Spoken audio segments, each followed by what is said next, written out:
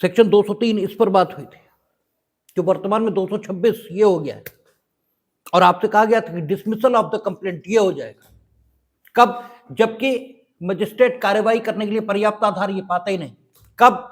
जबकि वो अगर अन्वेषण हुआ है 202 में, तो उसकी रिपोर्ट पर विचार करने के पश्चात जो कुछ उसने 200 में किया था, जो साक्ष्य उसने लिया था, या 202 में जिन साक्ष्यों को उसने परीक्षित करवाया, उन सबके साक्ष्य पर, और यदि कोई अन्वेषण की रिपोर्ट है तो उस अन्वेषण की रिपोर्ट पर विचार करने के पश्चात अगर वो इस निष्कर्ष पर है कि डिसमिसल ऑफ द कंप्लेंट ये होना चाहिए, तो डिसमिसल ऑफ कंप्लेंट ये करेगा।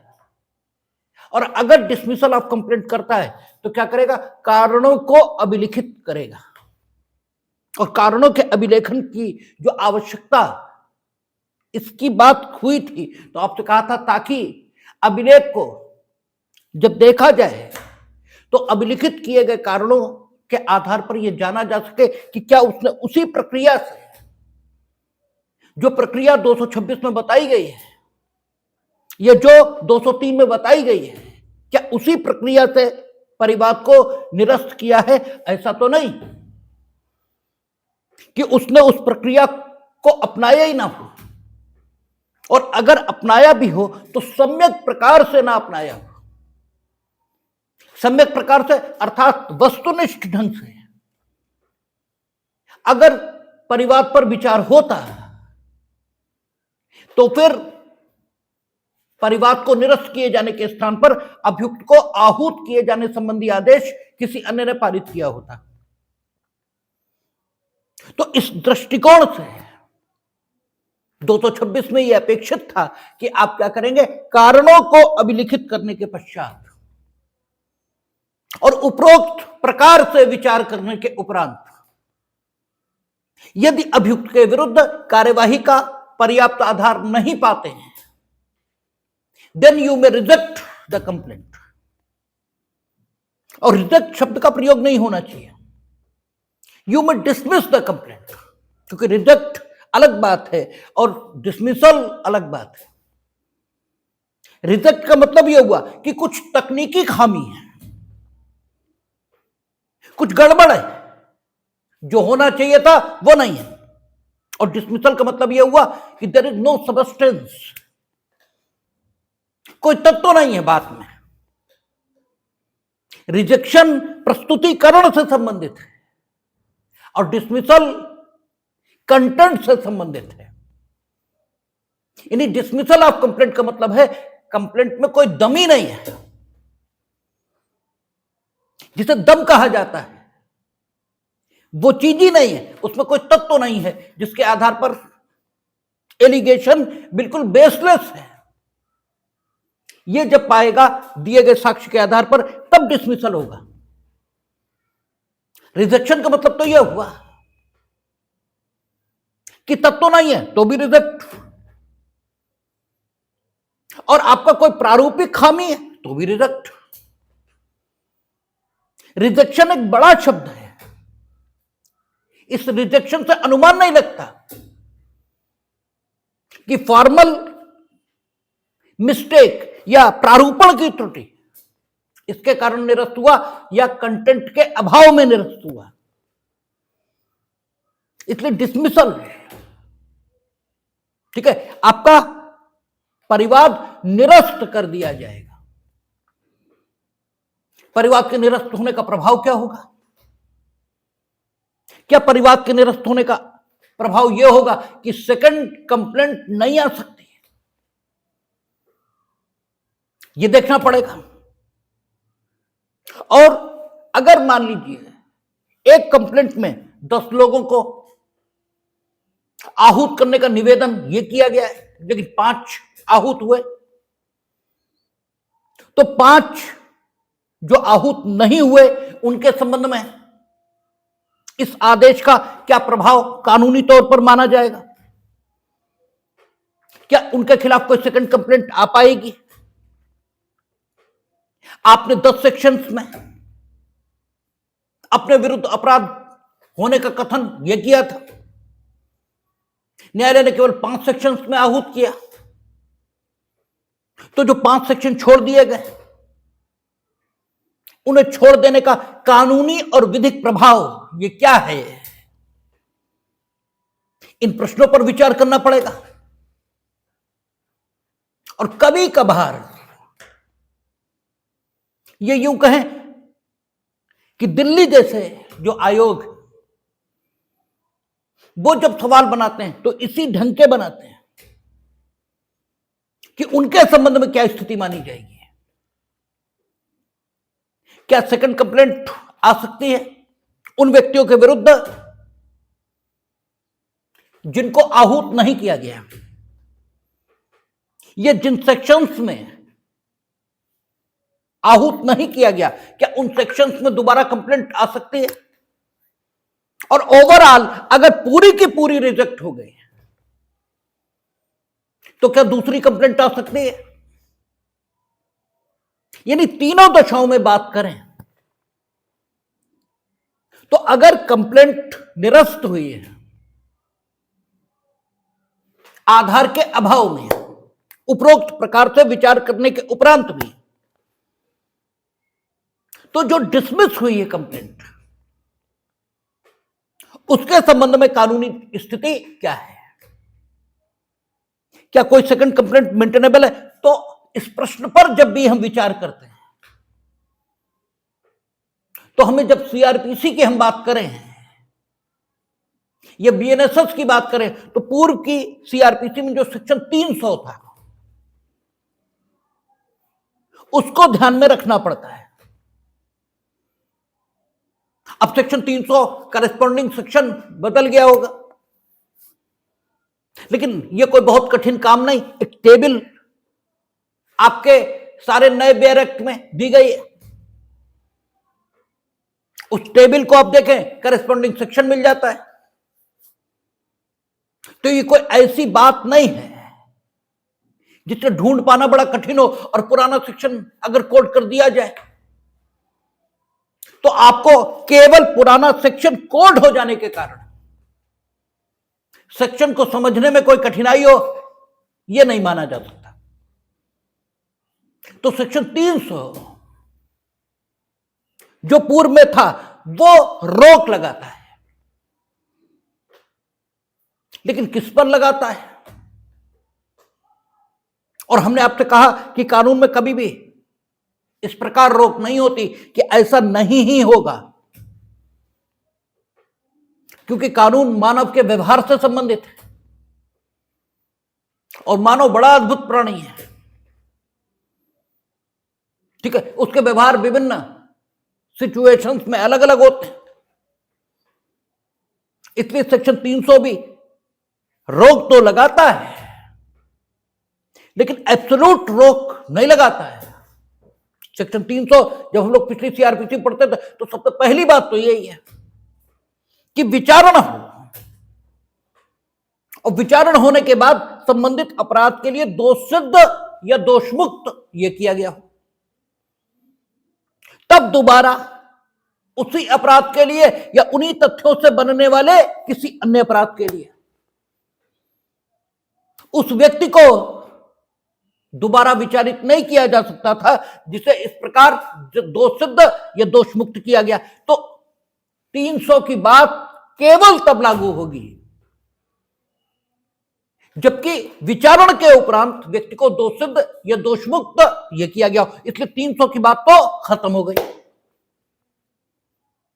क्योंकि यहां विचारण तो छोड़िए, अभी तो उसे विचारण के लिए आहूति नहीं किया गया, अभी तो स्टेज बहुत प्रिमिटिव है, स्टेज बड़ी प्रारंभिक। अभी तो केवल और केवल जो कुछ मजिस्ट्रेट के सामने रखा गया था वो केवल इतनी सी बात थी कि आप इन्हें आहूत कर लीजिए और विचारित करिए।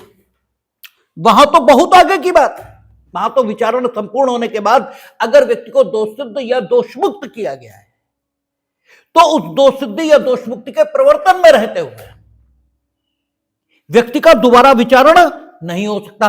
और फिर इस सामान्य नियम के अपवाद धारा 300 में वर्णित किए गए थे कि किन किन दशाओं में ऐसा हो भी सकता है कि दोष सिद्धि या दोष मुक्ति प्रवर्तन में रहे,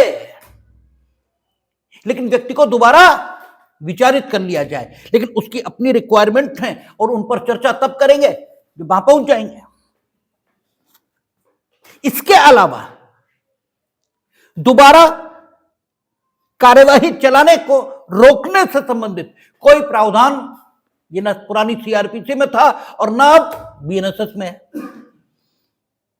तो 300 पुरानी ये एप्लीकेबल नहीं हो रही, क्योंकि वो विचारण की बात करती है और यहां विचारण हुआ ही नहीं। इसका मतलब यह हुआ कि सेकंड कंप्लेंट मेंटेनेबल तो हो गई है, क्योंकि जब हम ये कह रहे हैं कि सीआरपीसी में दूसरा कोई सेक्शन ही नहीं है जो दोबारा कार्रवाई करने को मना करता हो, या फिर बीएनएसएस में ऐसा कोई सेक्शन ही नहीं जो दोबारा कार्रवाई करने को रोकता हो, तो इसका मतलब यह हुआ कि सेकंड कंप्लेंट तो मेंटेनेबल हो गई। लेकिन क्या एक के बाद एक कंप्लेंट प्रस्तुत करना उन्हीं तथ्यों पर संबंधित व्यक्ति को तंग करने के लिए कानून का दुरुपयोग ये नहीं है? तब दूसरी बात शुरू हो जाती कि आपकी बात सुन ली हमने और आप बार बार वही बात दोहराओ, तो इससे कोई तत्व तो नहीं निकलता। सामान्य जीवन इसमें भी ये कहते हैं कि एक बार तुम्हें मना कर दिया ना, ये नहीं करेंगे, तो फिर बार बार क्यों कह रहे हो? तो यही स्थिति हमने कहा ना, जो तत्व में वही ब्रह्मांड में है। जो जीवन का नियम है, जो वैयक्तिक जीवन का नियम है, वही सामाजिक जीवन का नियम है। वैयक्तिक जीवन में जिन नियमों से आप मार्गदर्शित होते हैं, सामाजिक जीवन में भी उन्हीं नियमों से मार्गदर्शित होंगे। और उन नियमों को ही हम दो कैटेगरी में विभाजित कर देते हैं, नैतिकता के नियम, कानून के नियम। जो हम बहुत आवश्यक मानते समाज के जीवन को सुरक्षित और संरक्षित करने के लिए, उसे हम कानून का नियम बना देते हैं। कानून के नियम में भी जिसके बिना समाज का अस्तित्व संभव ही नहीं है, उस नियम को तोड़ने पर हम दंड का प्रावधान ये कर देते हैं और उसे अपराध के तौर पर घोषित कर देते हैं, और शेष को हम अपराध नहीं किंतु उसके अंतर्गत या उसके किए जाने की दशा में कोई अन्य अनुतोष, क्षतिपूर्ति के तौर पर या फिर विनिर्दिष्ट अनुपालन के तौर पर, स्पेसिफिक परफॉर्मेंस जो एसआरए के माध्यम से कराई जाती है, इस प्रकार के अन्य दीवानी अनुतोषों का अनुचिंतन करते हैं। और जो दूसरे प्रकार के जीवन से संबंधित नियम है, वो समाज की इच्छा पर छोड़ देते हैं और उन्हें हम नैतिकता का नियम ये कहते हैं कि आपकी इच्छा हो तो पालन करो, आप पालन करोगे अच्छे आदमी कहलाओगे, नहीं करोगे तो समाज का कुछ नहीं ले जाओगे, अपने को ही बदतमीज ये सिद्ध करोगे। जैसे हमने आपसे कई बार चर्चा की है कि आपने दान दिया, ठीक है, ये महत्व की बात नहीं है। दूसरे ने दान लिया, ये ज्यादा महत्व की बात है। वो लेते ही ना तो देते किसे, ठीक है, और देकर तुमने अपने स्वभाव को संवेदनशील ये बनाया है और इसका लाभ तुम्हारे मिलने वालों को मिलेगा। भाई आप संवेदनशील स्वभाव के होंगे तो आपके मित्र, नातेदार, रिश्तेदार, घर वाले ये सब प्रसन्न रहेंगे, और अगर आप कठोर स्वभाव के होंगे तो आपके मित्र, नातेदार, रिश्तेदार ये सब नाराज रहेंगे आपसे। और अगर वो दान लेता नहीं तो तुम दे किसे लेते हैं? ठीक है, आप ठीक है भिखारी को कुछ दे रहे हैं तो भिखारी पर कौन सा एहसान करना है, क्योंकि भिखारी तो कल भी भीख मांगेगा। आपका देना तो तब सार्थक होता जब आपके देने के बाद भिखारी को भीख मांगने की जरूरत यही खत्म हो जाती, तब आपका देना सार्थक था। इसलिए कृष्ण ने सुदामा को जो दिया वो सार्थक है। अगर सुदामा को कृष्ण से लेने के बाद भी कहीं भीख ही मांगनी पड़ती तो फिर कृष्ण के देने का क्या अर्थ। इसलिए आप भिखारी को कुछ दे रहे हैं तो उसकी नियति नहीं बदल रहे, उसकी स्थिति में कोई परिवर्तन नहीं है। आपकी स्थिति और नियति निश्चित तौर पर परिवर्तित होती है। इसलिए भिखारी भीख लेकर आप पर एहसान कर रहा है, आप भीख देकर उस पर कोई एहसान नहीं कर रहे, ठीक है ना। और इसीलिए दान के साथ दक्षिणा का कॉन्सेप्ट है वो इसीलिए कि दक्षिणा वो कृतज्ञता का ज्ञापन है। नहीं तो भाई हमने आपको दान दिया फिर दक्षिणा क्यों? भाई दान में तो हमने आपको कुछ दिया ना, तो फिर दक्षिणा देने का सवाल कहां से आया? लेकिन हमारी मेथोडोलॉजी में दान अधूरा माना है दक्षिणा के बिना। दक्षिणा वो उस कृतज्ञता का ज्ञापन है कि आपने जो हमने दिया वो स्वीकार कर लिया, इसके प्रतीक के तौर पर उस दान की गई वस्तु से अलग कुछ और भी दिया जाता है। तो आप ठीक है, अगर किसी को कुछ दे रहे हैं तो उस पर एहसान नहीं कर रहे हैं, ठीक है, वो लेकर एहसान कर रहा है। तो नैतिकता के नियम आपको सुसंस्कृत आदमी ये बनाते हैं। अब बनना चाहे तो बनिए, न बनना चाहे तो मत बनिए, ये आपकी स्वीट विल पर छोड़ दिया जाता है। लेकिन जो समाज के विनियमन के लिए जरूरी है उसको समाज दंड की व्यवस्था करके भी लागू करता है। तो इसलिए आपका जो दंड के नियम है, ठीक है, वे इनफैक्ट व्यक्तिगत जीवन के ही नियम हैं, लेकिन वे इतने आवश्यक हैं सामाजिक जीवन के लिए कि उनके उल्लंघन के लिए दंड की व्यवस्था की गई है। तो हम अपने वैयक्तिक जीवन में भी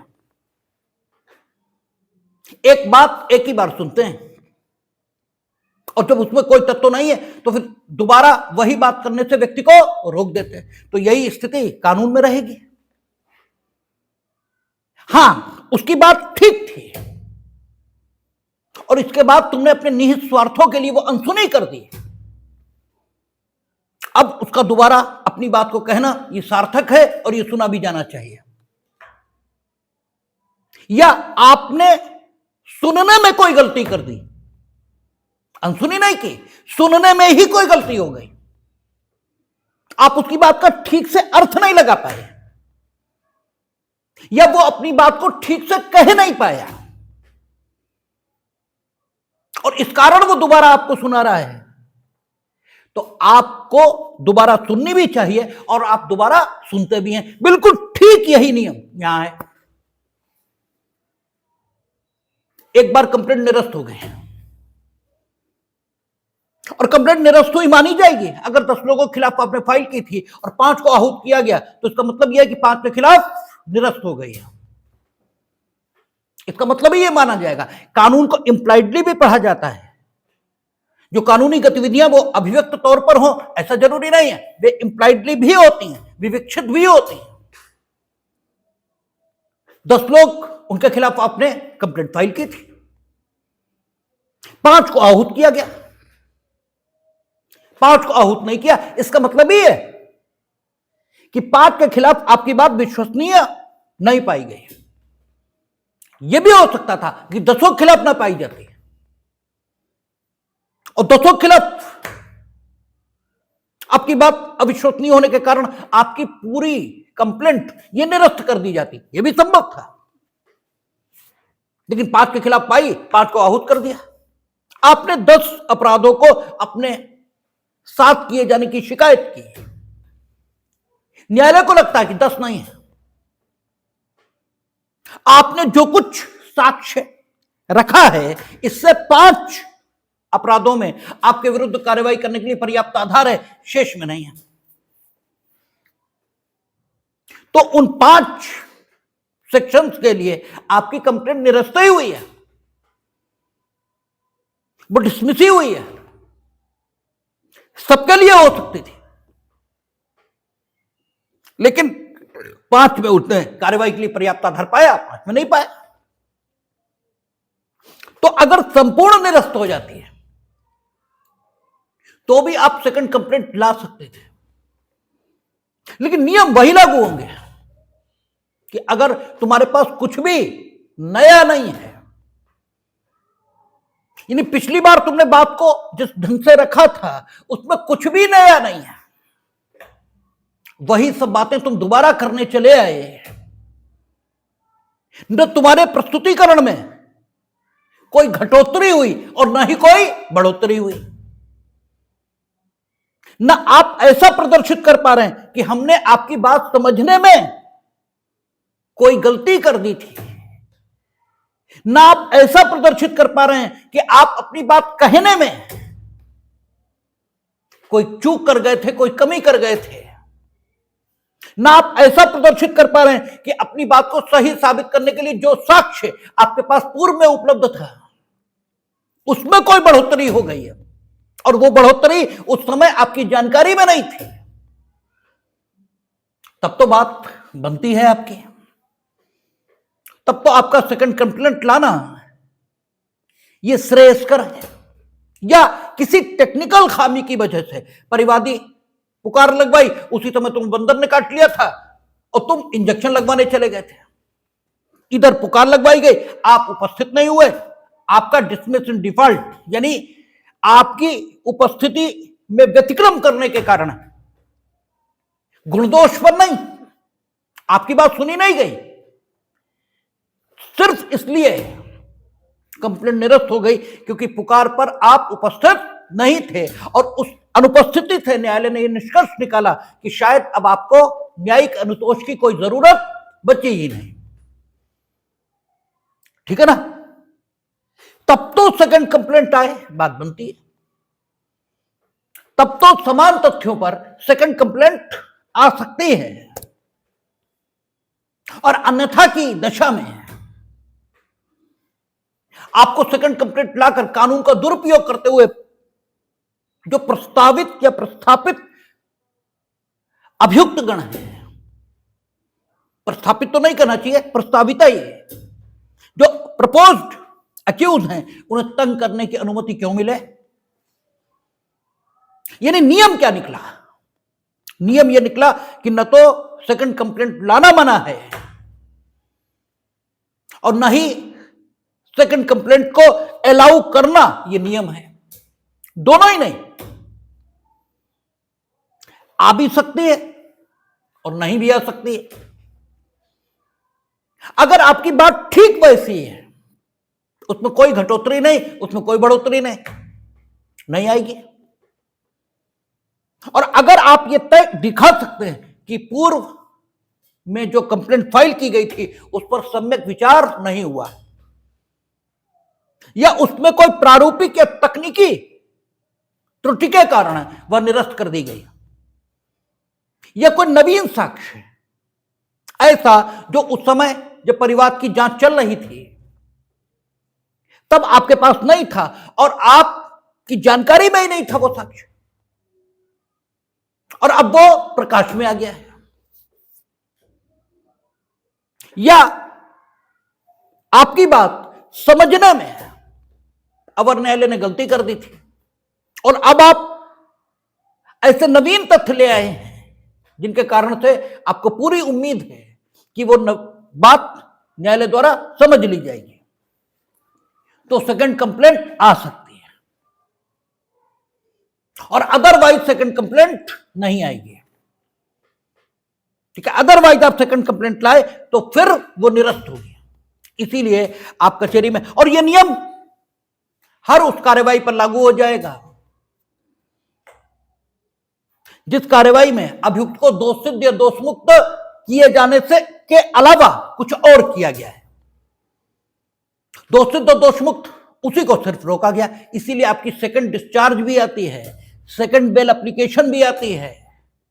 ठीक है? इसीलिए आपको कोई मनाही नहीं, चाहे जितनी लाइए, लेकिन जैसे ही आप चाहे जितनी लाते हैं लोक अभियोजक क्या कहता है कि सर इनकी सेकंड बेल एप्लीकेशन है, और कोर्ट कहता है कि बताओ नई बात बताओ, और आपकी एप्लीकेशन में ठीक वही बातें लिखी होती हैं जो फर्स्ट बेल एप्लीकेशन में लिखी होती है कि प्रार्थी निर्दोष है, ठीक है, प्रथम दृष्टया उस पर आरोपित अपराध सत्य प्रतीत नहीं होता, उसके विरुद्ध कोई स्वतंत्र साक्ष्य नहीं, और ये सब सुना जा चुका है और रिजेक्ट हो गया है। तो लोक अभियोजक सिर्फ इतना ही कहता है कि सर मेरिट पर इन्होंने कुछ भी नया नहीं कहा है, और फिर आपकी एक भी लाइन नहीं सुनता है कोर्ट, और वो कहता है ठीक है खारिज कर दो, ठीक है। आप इसका कारण कभी ढूंढने का प्रयास करते ही नहीं, और कारण वहां आपको कोई समझाएगा भी नहीं, वो स्थान पढ़ाई के लिए नहीं है, वहां सिद्धांतों का अध्ययन नहीं होता, वहां लॉ इन एप्लीकेशन है, ठीक है, वहां कानून का उपयोग और प्रयोग यह होता है। इसलिए वहां तो सिर्फ इतना ही होगा, ठीक है, आपकी मेरिट पे पहली रिजेक्ट है, आपने कहा हां, सेकंड में कोई नया ग्राउंड, आपने कहा नहीं, ठीक रिजेक्ट कर दो। आपको कोई नहीं बताएगा क्यों रिजेक्ट कर दो, क्योंकि इतना बताने का वहां कोई समय नहीं है, और इसी के लिए आपको क्लासरूम बनाए गए हैं, टीचर बनाए गए हैं, वहां आप ये सीखेंगे कि प्रिंसिपल क्या है, सिद्धांत क्या है, और वहां उसका एप्लीकेशन होते हुए आप देखेंगे। तो 203 या 226 इसमें उपरोक्त प्रकार से विचार करने के उपरांत अगर आपकी बात में कोई तत्व न्यायालय नहीं पाएगा तो आपका परिवाद निरस्त कर दिया जाएगा। अब दूसरी स्थिति हो सकती, पाएगा, भाई दो ही तो स्थितियां हो सकती हैं। आपने परिवाद प्रस्तुत किया, आप या तो सक्षम अधिकारिता के न्यायालय में प्रस्तुत करेंगे या ऐसे न्यायालय में प्रस्तुत करेंगे जो सक्षम अधिकारिता का न्यायालय नहीं होगा। सिचुएशन ये तो दो ही हो सकती हैं, सिचुएशन तीन तो नहीं हो सकती। अगर सक्षम अधिकारिता के न्यायालय में प्रस्तुत किया तो पूर्व में 200 और अब 223 इसकी कार्रवाई शुरू हो जाएगी। अगर आपने सक्षम अधिकारिता के न्यायालय में प्रस्तुत नहीं किया तो पूर्व में 201, वर्तमान में 224 उसकी कार्रवाई शुरू हो जाएगी। अगर आपने जो परिवाद प्रस्तुत किया आपका विश्वसनीय होगा, कोई संकोच मजिस्ट्रेट को नहीं हो रहा, वो 200 या 223 उसमें आपके साक्ष्य के प्रस्तुतिकरण के उपरांत ही आहूत कर सकता है। क्योंकि विचारण का, आपराधिक विचारण का व्यक्ति को सामना करना है तो थोड़ा सोचना समझना चाहिए। अगर मजिस्ट्रेट को किसी भी ढंग का कोई संकोच अनुभव हो रहा है 200 या 223 का साक्ष्य लेने के उपरांत, तो वो आदेशिका का जारी किया जाना मुलतवी कर सकता है, यानी स्थगित कर सकता है। और स्थगन का प्रभाव निरस्त करना यह कभी नहीं होता, जैसे हम लोगों ने कॉन्स्टिट्यूशन में भी पढ़ा, हाउस स्थगित हो जाएगा। और सत्रावसान यह अलग घटना है, और हाउस का विघटन यह अलग घटना है। तो स्थगन ये तो फॉर द टाइम बीइंग, ठीक है, घटना का होना स्थगित होता है,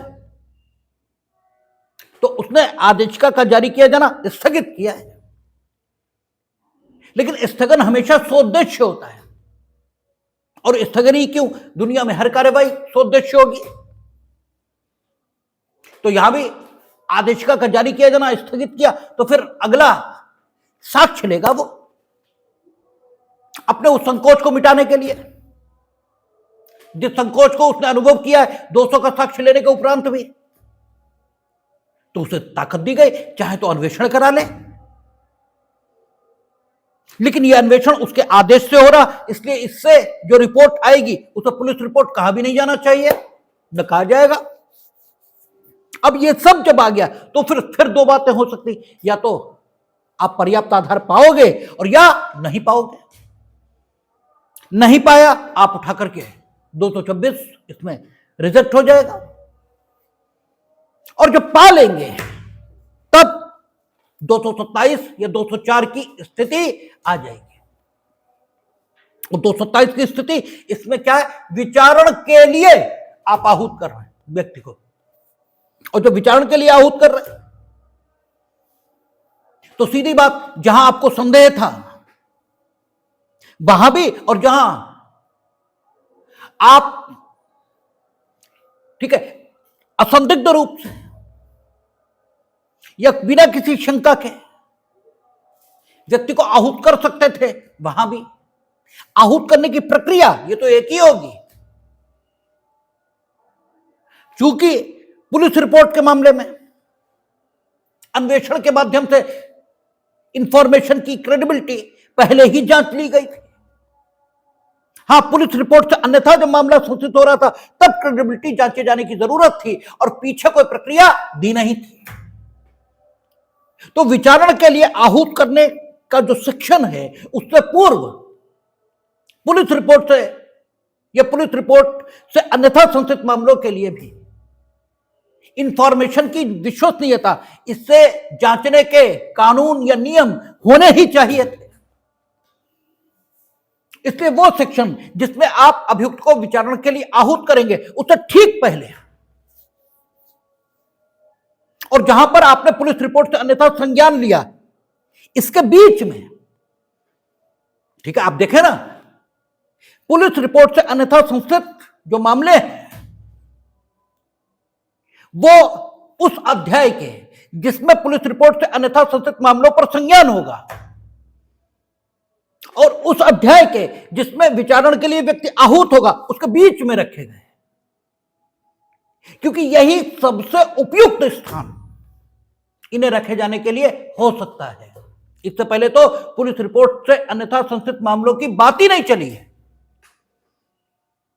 इससे पूर्व तो कोई बात ही नहीं आई है। पहली बार 210 में आया है कि पुलिस रिपोर्ट पर संज्ञान होगा और या पुलिस रिपोर्ट से अन्यथा होगा, पहली बार ही तो आया।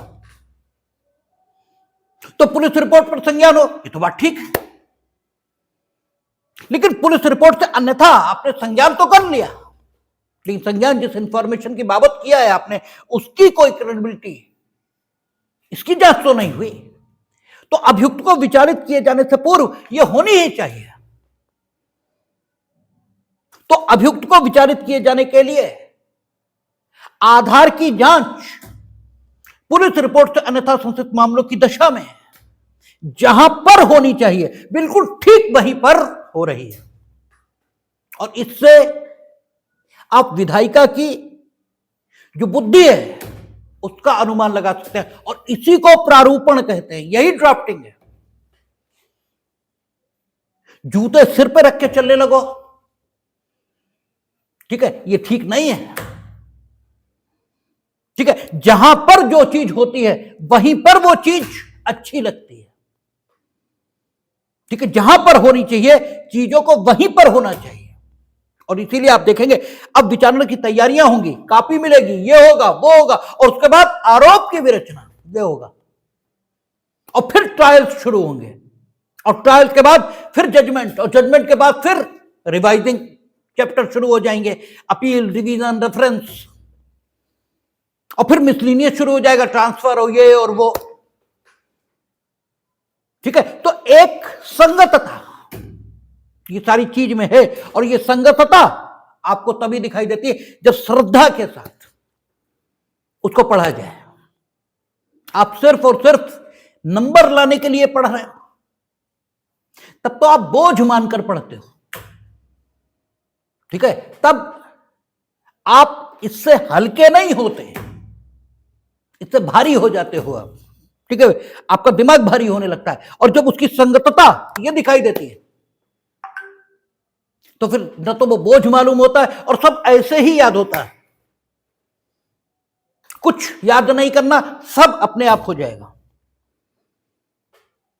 बस उस चीज को देख लेना है कि जो उसके पीछे तर्क है, जो उसके पीछे रीजन है, जो उसके पीछे व्यवस्था है, उसको देख लेना है, बस इतना ही करना है, इसके अलावा कुछ नहीं। तो अब आहूत किया जाएगा, और हमने पुलिस रिपोर्ट, उसके आधार पर जिसे आहूत करना है उसकी व्यवस्था, और जिसे पुलिस रिपोर्ट से अन्यथा संशोधित मामलों में आहूत करना है उसकी व्यवस्था सब देख ली। अब जो किया जाएगा आहूत, ठीक है। तो क्या कह रहा है कि यदि किसी अपराध का संज्ञान करने वाले मजिस्ट्रेट की राय में कार्यवाही करने के लिए पर्याप्त आधार है और मामला सम्मन मामला प्रतीत होता है तो वह उसकी हाजिरी के लिए अभियुक्त को सम्मन जारी करेगा। यहां पर एक चीज सिर्फ देखनी है, पीछे जब हम लोग 226 पढ़ रहे थे वहां उतना लिखा कि यदि उपरोक्त प्रकार से विचार करने के उपरांत, उपरोक्त प्रकार से ये शब्द तो नहीं है, लेकिन जो शब्द हैं उन्हें बार बार दोहराने की कोई जरूरत नहीं। उन शब्दों के स्थान पर हम प्रोनाउन उपरोक्त इसका प्रयोग कर सकते हैं। और जब उपरोक्त प्रकार से विचार करने के उपरांत मजिस्ट्रेट को यह प्रतीत होता है कि कार्रवाई करने के लिए पर्याप्त आधार नहीं है तो वो परिवाद को निरस्त कर देगा, किंतु अपने निरस्तीकरण के कारणों को अभिलिखित करेगा। ये अपेक्षा है, कारणों को अभिलिखित करेंगे। क्यों? दोनों काम एक जैसे नहीं है। निरस्त करना, रिजेक्ट करना, ये ज्यादा गंभीर परिणाम पैदा करेगा, क्योंकि अगर एक भी आदमी कानूनी अनुतोष को प्राप्त करने से वंचित हो गया तो व्यवस्था को खतरा पैदा होगा, क्योंकि शांति रहे इसके लिए सबका शांत रहना यह जरूरी है। शांति में सबका रोल है और अशांति सिर्फ एक आदमी यह पैदा कर सकता है। इसलिए अशांति की चिंता ज्यादा करनी है, शांति की चिंता उतनी नहीं करनी है, ठीक है। इसीलिए कहा है कि 1000 दोषी छूट जाएं, एक निर्दोष को सजा न हो। कारण जितने दोषी हैं उतने तो हैं, हम उनमें बढ़ोतरी क्यों कर दें? अगर एक निर्दोष को सजा हुई तो उस निर्दोष का व्यवस्था से विश्वास हटेगा और इन दोषियों से तो हम आज नहीं कल निपट ही लेंगे। लेकिन इस व्यक्ति को, जो अच्छा आदमी था, इसे हम खराब क्यों कर दें? और इसीलिए सारी व्यवस्था बनी हुई और सारी व्यवस्था अभियुक्त के पक्ष में दिखाई देती है। विचारण होना चाहिए, उसे अपनी सफाई का पूरा अवसर ये देंगे हम, ताकि उसके मन में जब दंडित किया जाए तो कोई क्षोभ ना हो कि मेरी सुनी नहीं गई, कंप्लीट सुनी जानी चाहिए और उसके बाद जो होना है वो हो, ठीक है। तो आपका एक भी आदमी अगर बिना दंड के छूट गया तो फिर क्या होगा? समाज में अशांति पैदा हो सकती है, क्योंकि एक आदमी अशांति पैदा कर सकता है। अशांति के लिए बहुतों का अशांति पैदा करना कतई जरूरी नहीं है, इसलिए अशांति की चिंता ज्यादा होगी। इसलिए, और अगर ये तो इनिशियल स्टेज है, नॉर्मल बुद्धि यही कहती है कि व्यक्ति पहले एफआईआर लिखाता है, जब उसकी नहीं सुनी जाती तो कंप्लेंट में आता है, और आपने यहां उसकी कंप्लेंट भी खारिज कर दी। तो कारणों को अभिलिखित करने की अपेक्षा होनी ही चाहिए, ताकि ये देखा जा सके क्यों खारिज कर दी भाई। आप पास कर रहे हैं व्यक्ति को, कोई दिक्कत नहीं। अगर उसके 70 आने थे और 60 आ गए तो वो शिकायत करने कहीं नहीं जाएगा, लेकिन जो पास होने वाला था वो फेल हो गया, अब शिकायत करने जाएगा आदमी। इसीलिए वो परीक्षक ज्यादा बुद्धिमान होता है हमेशा जो फेल करता है, क्योंकि फेल करना बड़ी हिम्मत का काम है। फेल करने में तो पता है, मैं आप कहीं भी जा सकते हो और हमारी एग्जामिनरशिप ये चैलेंज हो जाएगी। पास करने में क्या है? आपके 60 आने थे, 55 आ गए तो कौन जा रहा? ठीक, कोई नहीं जा रहा। इसलिए फेल करने वाला टीचर हमेशा बेहतर है, उसकी जानकारी बेहतर है, उसका सब कुछ बेहतर है। उस जानकारी नहीं, फेल कैसे कर देगा? फेल करने के लिए बड़ी हिम्मत चाहिए, बड़ी जानकारी चाहिए। जब हम कह सकें कि नहीं ये गलत है, इसका मतलब हमें सही पता है, तभी हम कह पाएंगे कि गलत है। जब हमें सही नहीं पता तो फिर गलत कह कैसे देंगे। इसीलिए आप देखेंगे वे ही टीचर, हमें तो अपनी एजुकेशन लाइफ याद है, जो टीचर सबसे ज्यादा फेल करते थे, सबसे ज्यादा मारते थे, सबसे ज्यादा विद्वान भी वही थे। क्योंकि फेल करना कोई आसान काम है, करके देखो किसी को, आदमी मुंह नोचने को तैयार है, आप उसे फेल कर रहे हो, और जो पास कर रहे हैं वो तो सब ऐसे ही होता है, कुछ नहीं। पास करना खराब नहीं है, लेकिन फेल जिसे होना चाहिए उसे फेल भी किया जाना जरूरी है।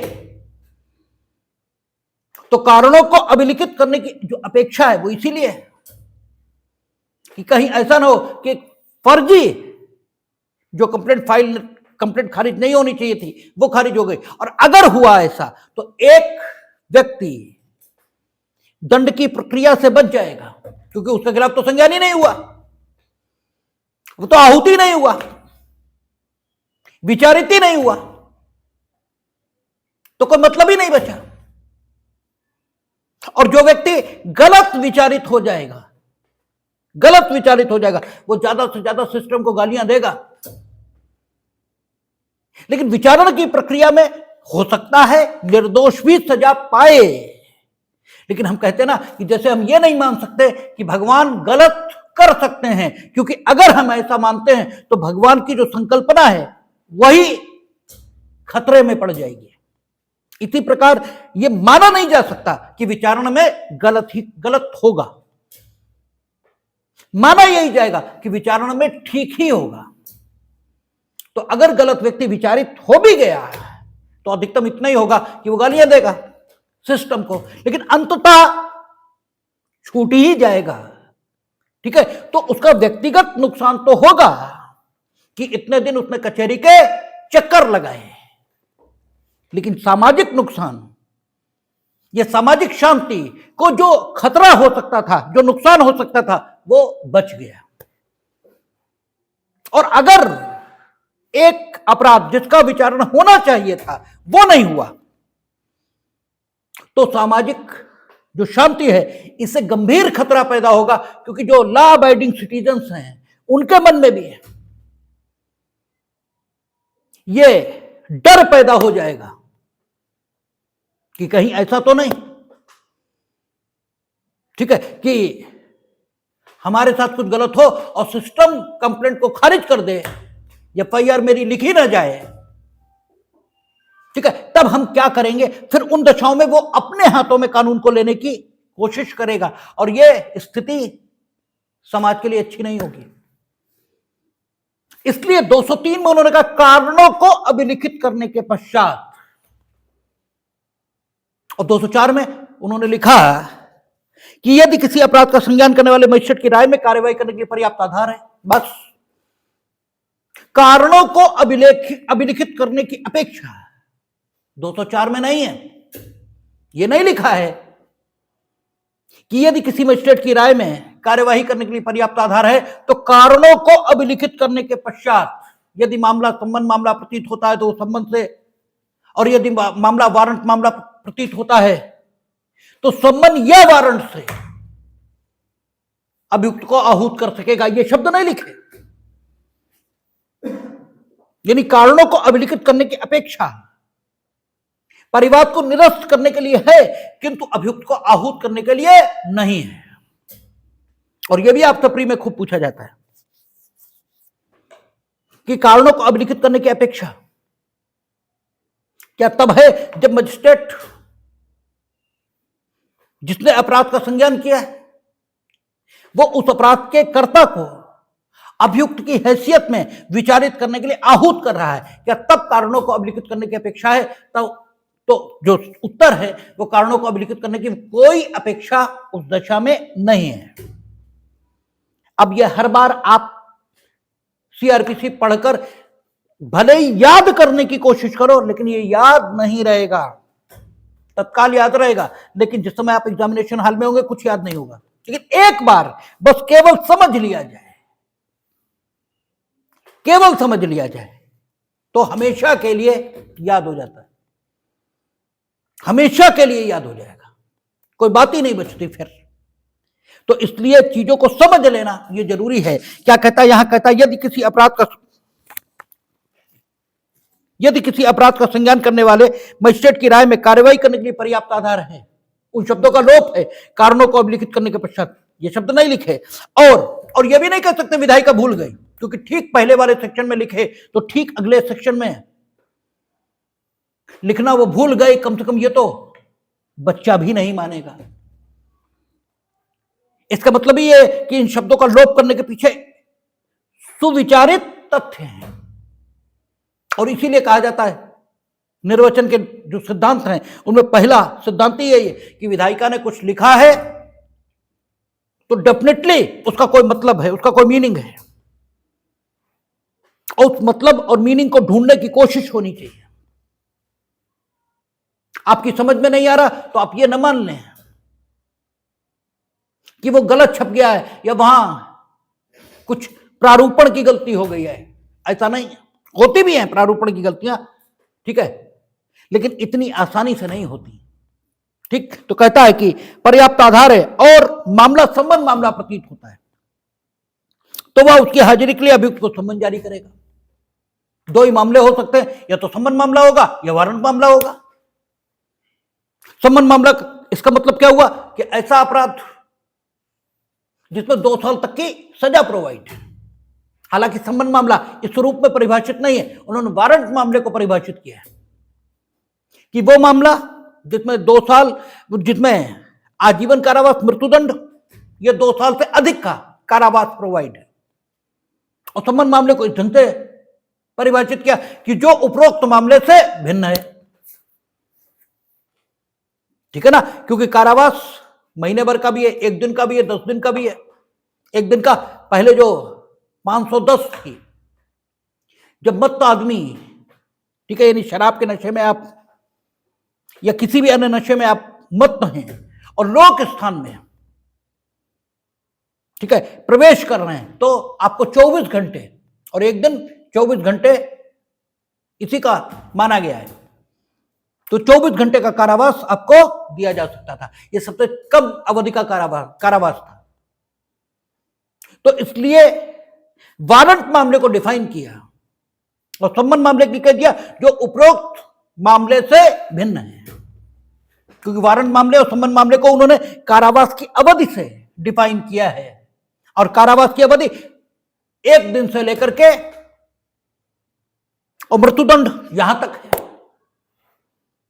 तो उन्होंने एक कैटेगरी अलग कर दी और दूसरी कैटेगरी अलग कर दी कि जो 2 साल से अधिक इसके कारावास से दंड नहीं है, वो सब वारंट मामले, और शेष सब संबंध मामले। अलग अलग कारावास की अवधियां न मेंशन करना युक्ति संगत था, तर्क संगत था, उन्हें जरूरी था, इसलिए उनको उन्होंने संबंध मामला कहा। तो अगर संबंध मामले में विचारण के लिए आपको आहूत करना है तो सम्मन ही जारी होगा। ठीक है, सम्मन ही जारी होगा। कब? प्रथम बार। आगे अगर तुम लातों के भूत सिद्ध होगे, कि जो कहते हैं ना लातों के भूत बातों से नहीं मानते, तो पहली बार तुम सम्मन ही जारी करेंगे। सम्मन एक ऐसी आदेशिका है जिसमें आपसे न्यायालय अपेक्षा करता है कि आप नियत किए गए समय पर, नियत किए गए दिन पर, ठीक है, उसके समक्ष उपस्थित हों। अब वही बात कि एक युक्ति संगत मनुष्य अगर उससे कोई अपेक्षा की जाएगी तो उपस्थित नहीं होगा, इसे उपधारित करने का कोई आधार नहीं है। मैं किसी के बारे में क्या माना जा सकता है? यह माना जाएगा कि वो जैसा आया था वैसा ही है। भाई माना क्या जाएगा? माना सोने के बारे में यह जाएगा कि खान से जैसा निकला था वो वैसा ही है।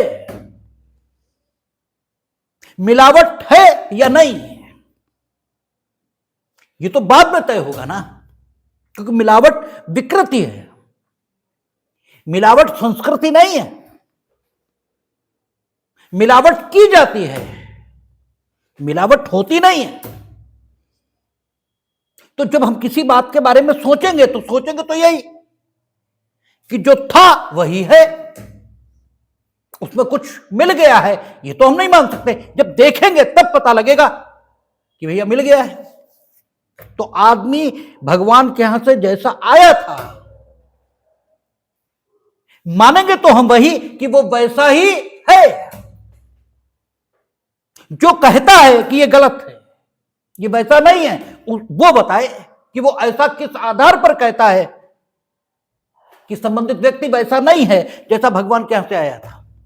क्योंकि अगर वो कहता है ये वैसा नहीं है तो उसकी जानकारी का कोई आधार होगा, उसे कुछ पता होगा ना इनके बारे में, तभी तो कह रहा है। तो वो जो पता है वो वही बताएगा, हम कैसे बताएंगे? इसीलिए क्रिमिनल ट्रायल में नियम क्या है कि अभियुक्त हमेशा निर्दोष है, ये मान कर न्यायालय चलेगा। अभियोजन को कहना साबित करना पड़ेगा, क्योंकि अभियोजन कह रहा है कि इसने अपराध किया है, तो अभियोजन ये किस आधार पर कह रहा है? इसी आधार पर, जिस आधार पर कह रहा है वो आधार न्यायालय के समक्ष रखे। ठीक है, यही ठीक है, यही होना चाहिए। हमने कहा ना कि चीजों की युक्ति संगतता, तर्क संगतता आपको समझ में नहीं आ रही तो ये मत मान लीजिए चीजें गलत है। कुछ दोष अपनी समझ को भी दे दीजिए कि हो सकता हमें समझ में ना आ रहा हो, तो हम मान यही सकते हैं कि आदमी ईश्वर के यहां से जैसा आया था वैसा ही है, और ईश्वर के यहां से हर व्यक्ति आज्ञाकारी आया था। क्योंकि बच्चे को आप बुलाओ आ जाता है, ठीक है, आज्ञाकारी है। और बच्चे को आप अपनी अकल न सिखाओ, आप बच्चे को, ठीक है, क्या करते हो? एटिकेट सिखाते हो, और वो एटिकेट इतने खराब हैं कि उन्हें एटिकेट भी नहीं कहा जाना चाहिए। आप बच्चे को बिगाड़ते हो एटिकेट के नाम पर। अरे ये सीधी सी बात है, हमने कई बार कहा कि आप में जिस दिन ये भाव आएगा किसी के प्रति कि वो हमसे किरदार में बड़ा है, आप खुद ब खुद उसके सामने झुक जाओगे। आपको झुकाने की कोई जरूरत नहीं है, आप खुद ब खुद उसके सामने झुकोगे। और इस झुकने का नाम ही, ठीक है, किसी शायर ने कहा ना कि हर झुकना सजदा नहीं है, ठीक है, झुक जाने का नाम सजदा नहीं है, खुद को झुका देने का नाम ये सजदा है। जब आप खुद को झुकाते हो तो सजदा होता है, जब आप सिर को झुकाते हो तो सजदा नहीं होता। तो हर बार जब आप खुद झुकोगे तो भी सिर झुकेगा, ठीक है, लेकिन हर बार जब आप सिर झुकाओगे तो सजदा हो रहा हो ये जरूरी बिल्कुल नहीं है। आप बच्चे को एटिकेट सिखाने के नाम पर क्या करते हो? जो ताऊ हैं, जो चाचा हैं, जो पैर छुओ, वो नहीं छूना चाहता, वो मना करता है, कहता नहीं छुएंगे। ये सहज स्वाभाविक वृत्ति है, और आप इसमें कोई एटिकेट ना मिलाएं। जिस दिन वो जानेगा कि इनका किरदार इस लायक है, खुद झुकेगा, और वही ठीक बात होगी। ऐसे आप जबरदस्ती उसका सिर झुका झुका कर उसे सिर झुकाने की आदत डाल रहे हो, और उसे नाटक सिखा रहे हो, पाखंड सिखा रहे हो, धूर्तता सिखा रहे हो, कि जिनके प्रति उसके मन में कोई श्रद्धा नहीं, जिनको वो नीच व्यक्ति मानता है मन से, उनके सामने आप जबरदस्ती उसका सिर झुका रहे हो।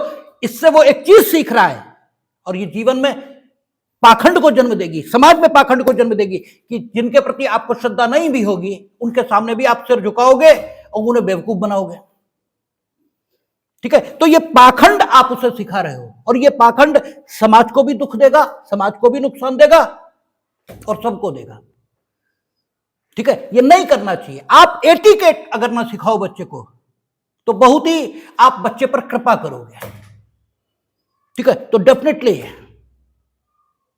बच्चा, उसे बुलाओ वो आ जाता है।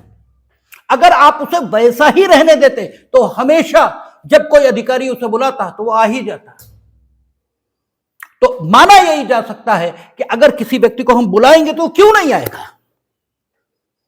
ठीक है, हमने कहा ना, मान्यता किसी के भी बारे में वही हो सकती है, मान्यता वही हो सकती कि वो आज भी वही है जो वो शुरुआत में या अपने प्रारंभ पर था। मिलावट की कल्पना नहीं हो सकती। इसीलिए यहां लिखा है कि सम्मन, प्रथमतः हम क्या जारी करेंगे, सम्मन। सम्मन आदेश का है, बुलाया जाता है सिंपली कि आप यहां आइए और विचारणा का सामना करिए। क्यों नहीं आ जाएगा, आ जाएगा। माना यही जा सकता, हां आगे अगर तुम साबित करोगे कि हम लातों के भूत हैं, हम तो मानेंगे ही नहीं, तो व्यवस्था तुम्हारी भी होगी। तो पूर्व में सीआरपीसी में कौन सी धारा 87 थी, करस्पॉन्डिंग सेक्शन आप देख लेंगे, अब कौन सा शायद 88 हो गया है, शायद देख लेंगे। वैसे आप उसमें क्या लिखा था कि सम्मन की तामील से अगर खुद को बचाएंगे आप, या फिर ठीक है आप सम्मन की तामील खुद पर होना असंभव कर देंगे तो फिर वारंट जारी होगा, तब फिर वारंट जारी होगा। और वारंट हम लोगों ने पढ़ा था पिछली सीआरपीसी में, धारा 70 थी, अब भी शायद आसी पास होगी कि वारंट क्या होगा, प्रथमतः अजमानती, और न्यायालय अगर विशेष निर्देश दे तो वो जमानती होगा, अदरवाइज अजमानती। लेकिन वही होता क्या है कि अदालत में पहले बेलेबल वारंट जारी होता है, जबकि सामान्यतः नॉन बेलेबल होगा। वो इसी कारण, क्योंकि मान्यता यही हो सकती है कि आदमी को धीमे धीमे, ठीक है नहीं सुनी तो अब बेलेबल वारंट जारी कर रहे हैं, अकल आएगी कुछ। हम एकदम नहीं मान सकते कि ये इस स्तर तक बदतमीज हो गया होगा कि अब डंडा उठा लेने के अलावा और कोई चारा है ही नहीं। ये पहले से नहीं माना जा सकता, ये रेडीमेड कल्पना नहीं हो सकती। इसलिए पहले सम्मन, फिर बेलेबल वारंट, फिर नॉन बेलेबल, फिर 82, देन 83, और फिर आप उद्घोषित अपराधी। प्रोसेस चलेगा ऐसे, ठीक है ना। तो अगला क्या कहता है, सम्मन मामला है तो अभियुक्त की हाजिरी के लिए सम्मन, और अगर मामला वारंट मामला है, ठीक है, कहता मामला वारंट मामला प्रतीत होता है तो वह अपने, या यदि उसकी अपनी अधिकारिता नहीं है तो अधिकारिता रखने वाले किसी अन्य मजिस्ट्रेट के समक्ष अभियुक्त के निश्चित समय पर लाए जाने या हाजिर होने के लिए वारंट, या यदि ठीक समझता है तो सम्मन जारी कर सकता है, ठीक है ना। तो इस पर सुप्रीम कोर्ट के व्यू आए हैं।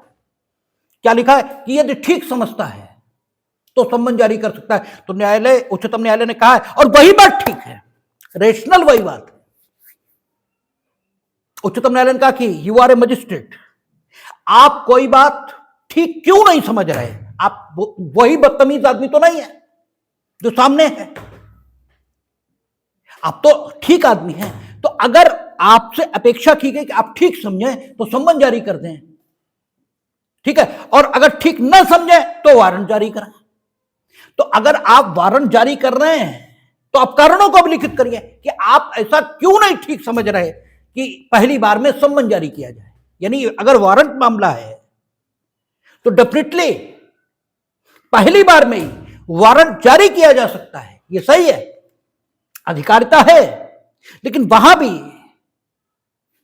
विधायिका ने अपेक्षा की, क्या की है कि यदि आप ठीक समझे तो सम्मन ही जारी करें, ठीक है ना। इसका मतलब विधायिका आपसे अपेक्षा कर रही है कि जब आप ठीक न समझें वारंट मामले में, चूंकि वो गंभीर मामला है, जब आप ठीक न समझें वारंट मामले में कि पहली बार में सम्मन हम जारी करें, तब आप पहली बार में वारंट जारी कर सकते हैं। इसका मतलब वारंट जारी करना एक्सेप्शन है और सम्मन जारी करना जनरल रूल है।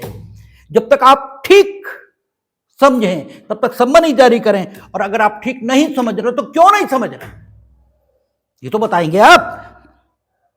इसीलिए आप कोर्ट में देखते हैं वहां हर मामले में पहले सम्मन ही होता है, चाहे वारंट मामला हो और चाहे सम्मन मामला हो। लेकिन आप जब किताब को बिना पढ़े एग्जामों में जाते हैं सिर्फ कचहरी का अनुभव लेकर, तो आप वहां क्या लिखते हैं कि सम्मन मामले में सम्मन हो, वारंट मामले में वारंट, क्योंकि यही वहां होते आप देखते हैं। ठीक है ना।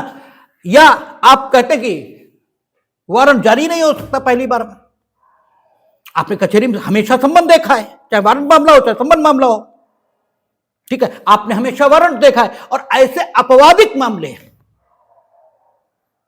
जिनमें पहली ही बार में वारंट जारी करना ठीक हो,